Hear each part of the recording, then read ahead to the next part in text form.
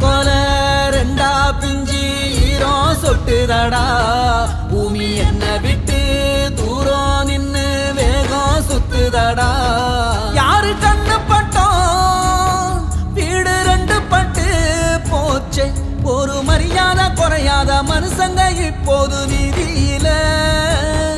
ஒரு மரமாக வளர்ந்தாலும் கிளையாக பிரிஞ்சோமே பாதி